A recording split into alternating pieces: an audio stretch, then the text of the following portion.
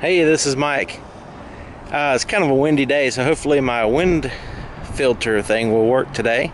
But had a really good recommendation in the comments by an awesome dude in the comments, and it is to put a 2500 and a 1500 side by side so we can kind of get a size comparison. So I guess like in the videos, if you haven't really seen one side by side, you don't really know the difference. As far as size, really, it's hard to tell when you only see them individually. So here's the 2500 right here,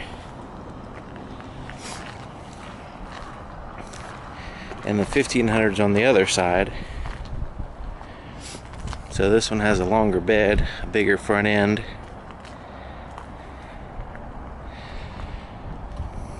Now there's quite a few differences between other than just size. Of course, the 2500 has a diesel engine.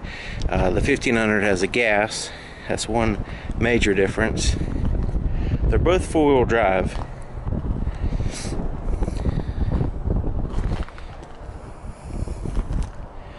Let's see if I can get you a parallel. The bed's slightly higher off the ground. The whole truck seems to be higher on the 2500. Now the 2500 has smaller wheels.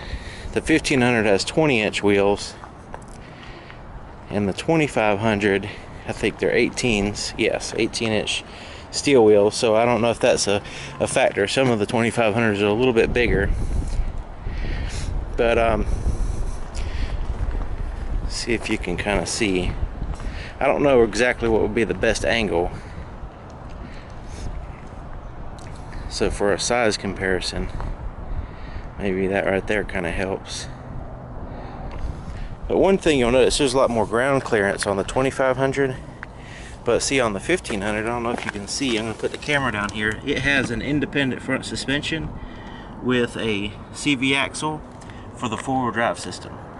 So hopefully you can see that.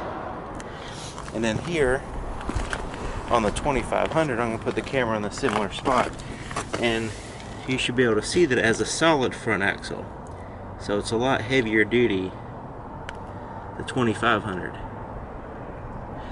Now one of the things I noticed when driving the 2500 versus the 1500 is that it is bouncy. They both have coil springs, but the 2500 is designed to carry a lot more weight, so it has a very stiff suspension when it's unloaded, and you can kind of feel it when you're driving around. You kind of get that little bit of a bounce feel to it, just because when there's no load on it, there's a real stiff suspension there.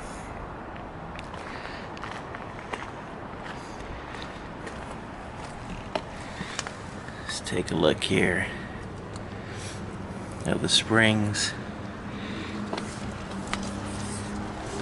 And then you got the supports there for the front axle. Let's take a look at the same spot on the 1500.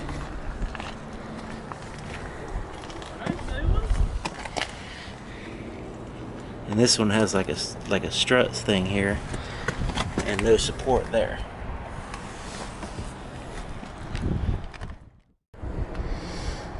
All right.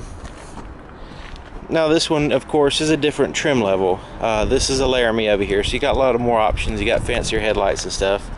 This is more of a basic model, for like work and stuff like that.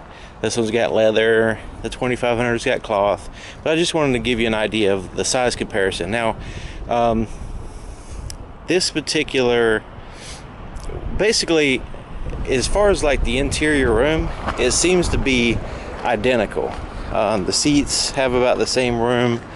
This one has the tow mirrors that stick out further, but as far as like the inside, when you get in, the 2500 feels like it has the same seats, the same steering wheel, the same headroom.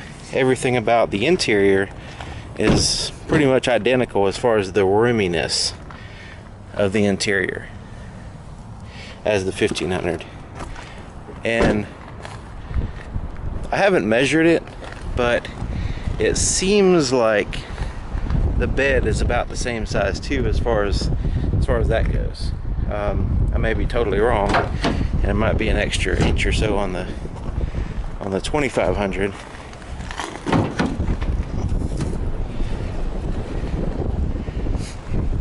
But the real difference here is the capability. The 1500 is designed for more for comfort. It does have less towing. It has less, payload capacity, stuff like that. So really, it's the capacity. It's the ability of the trucks. And of course, you can get a 2500 with all the bells and whistles, just like that one. But that it just has a higher capability of towing and payload and stuff like that. So anyways, there's probably a ton of stuff more that's different between these particular two vehicles, but I just want to give you kind of a brief overview and kind of a visual look of the size difference of these two trucks, and maybe that'll help a little bit. Try to line them up as best I could so you can kind of get an idea. Get another vantage point here of maybe the ground clearance between the two trucks.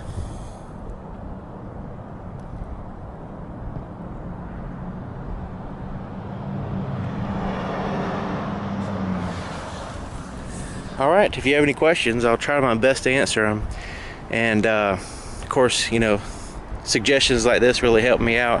I don't always have the extra time to take the vehicles off the lot, line them up like this to do a video. Today I just happened to have a few extra minutes, and so if I can have the suggestions ready to go, I can go ahead and when I do have time to go ahead and do them. But thanks for watching, and if you have any questions, like I said, leave it in the comments. I do have an email address if you need to email me about a specific thing that you're working on or looking for or whatever. I can try to help you best I can. I'm in North Carolina, so if you're like in another state or something, I'm limited on what I can do, but I'll do my best to help you on pretty much anything I can. All right, thanks for watching. See you next time.